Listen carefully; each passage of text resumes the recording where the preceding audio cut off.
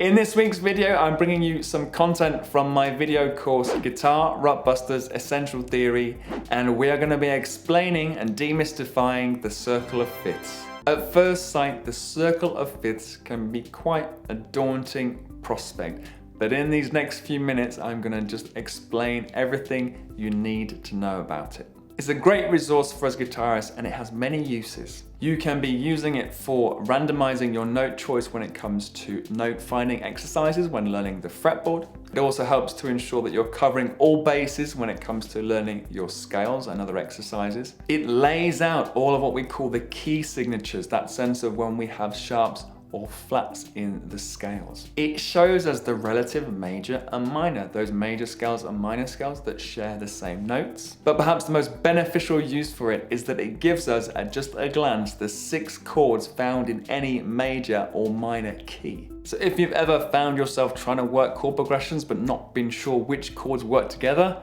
the circle of fifths will give you the answers. Firstly then, we need to define what a fifth is. Now very simply, a fifth or a perfect fifth, to give it its full name, is the distance between a tonic note to its 5th major scale degree.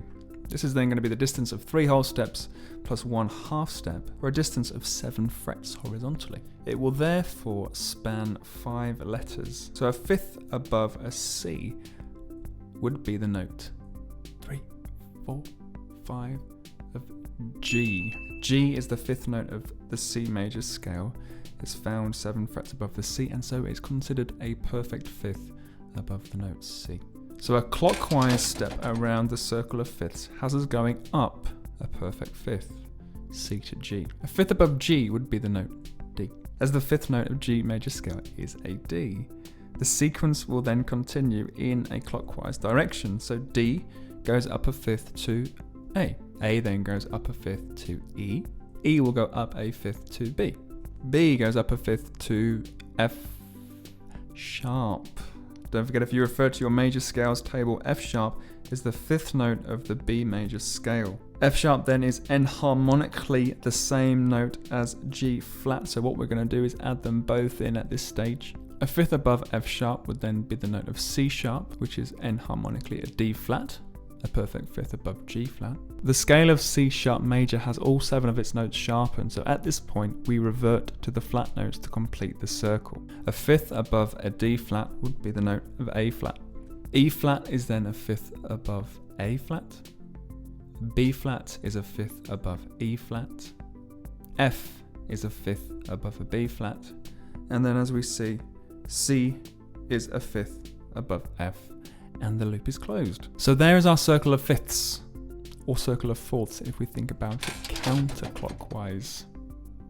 Now what is a fourth? Well, a perfect fourth, again to give it its full title, is the distance from a tonic to its 4th major scale degree. That then will be the distance of 2 whole steps plus 1 half step, or horizontally, that's going to be 5 frets up. It is then going to span 4 letters, so a perfect fourth above the note D would be G. A perfect fourth above G would then be C, and a perfect fourth above a C is going to be the note F. There we can see, if we go counterclockwise from D, there is D to G is a perfect fourth, G to C is a perfect fourth, C to F, a perfect fourth, etc. So how then does this help with our key signatures? Well, each step clockwise around the circle of fifths is going to add 1 sharp note to the key signature. The note which is sharpened is then the 7th scale degree. So if we start at C, our key signature has no sharps or flats. Moving on to G, we saw before that a G would have an F sharp, the 7th scale degree. We then carry that F sharp into D major, which will also have a C sharp being its 7th scale degree. We carry the F sharp and the C sharp into A major, to which we will add a G sharp, because G sharp is the 7th scale degree of A major. A shorthand way to remember the order in which the sharps are added is to work clockwise around the circle from the F at the 11 o'clock position.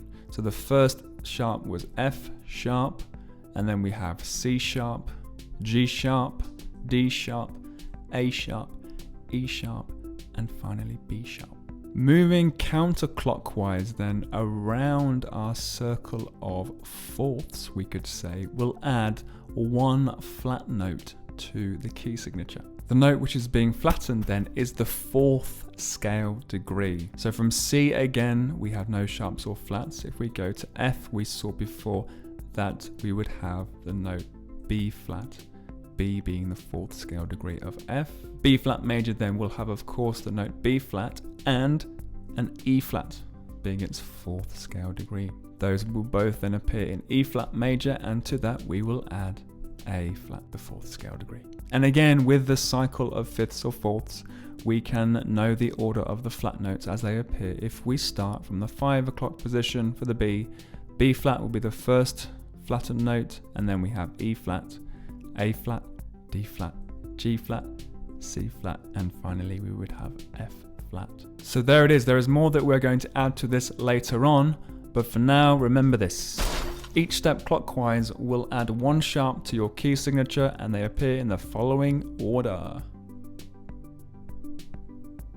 And conversely, each step counterclockwise will add one flat to the key signature, and they appear in this order.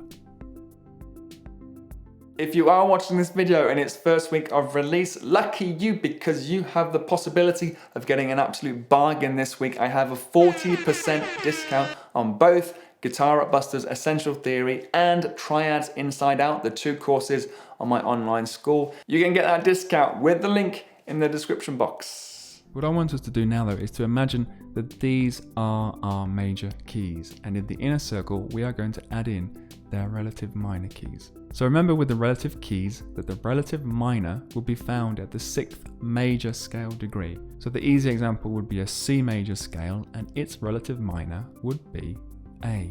A minor is the relative minor of the key of C major. Conversely then, the relative major would be found at the 3rd minor scale degree. So taking an A minor scale, then we can see that the C is the 3rd note. So it's the 3rd degree of the scale where we find the relative major. So let's go ahead and add in the relative minors to those major keys.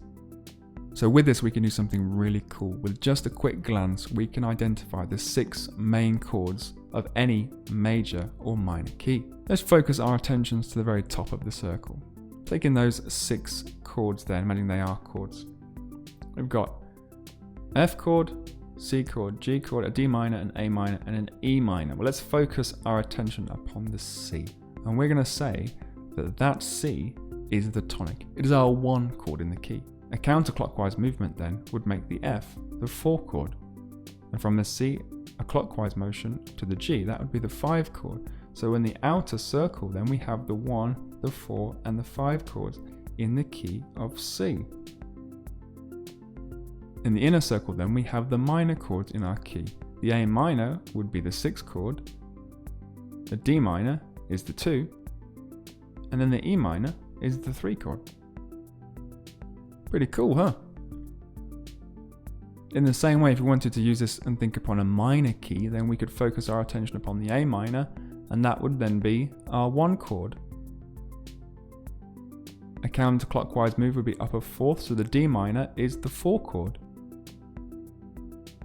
And then from the A minor, upper 5th to the E minor, that's the 5 chord. So we have the 1, 4, 5 of our minor key in the inner circle. And the major chords to the outside then, we have the F is the 6 chord, the C is the 3 chord, and then the G is the 7 chord. And this is going to work anywhere on the circle. Let's take another example. So let's take a couple of steps around and think about the key of D major. I want to write a progression, or I'm analyzing music in the key of D major. So there are the 6 chords. And as before, if D is 1, then counterclockwise is the 4, the G, and clockwise would be the 5 chord, the A. The B minor is the 6, the E minor is the 2, and the F sharp minor is the 3 chord. And just before, if we're dealing in a progression in a minor key, in the key of B minor, then we have the 6 chords. B minor is the 1 chord, E minor is the 4, F sharp minor is the 5.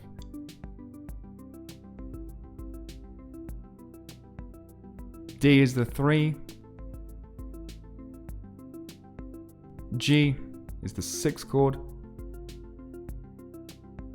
and A would be the 7th chord in the key of B minor. So perhaps a lesser known use of the circle of fifths. I think that is super cool. I love the way that works, and hopefully you'll get a lot of use out of that. So there you are, guys, that is the circle of fifths. I hope you will agree what a useful resource it is. If you did enjoy that, please don't forget to give me a thumbs up and consider subscribing if you are new to the channel. As you do so, don't forget to ring that bell. There will be a PDF handout available to all of my supporters on Patreon, where for as little as $3 per month, you can help support my work and get exclusive access to my Patreon feed and printables for all of my content. Please do go and check out Guitar Rut Busters Essential Theory. If you like that video, you're gonna absolutely love it. You can leave questions and suggestions in the comments below. You have a great week. I'll see you next time.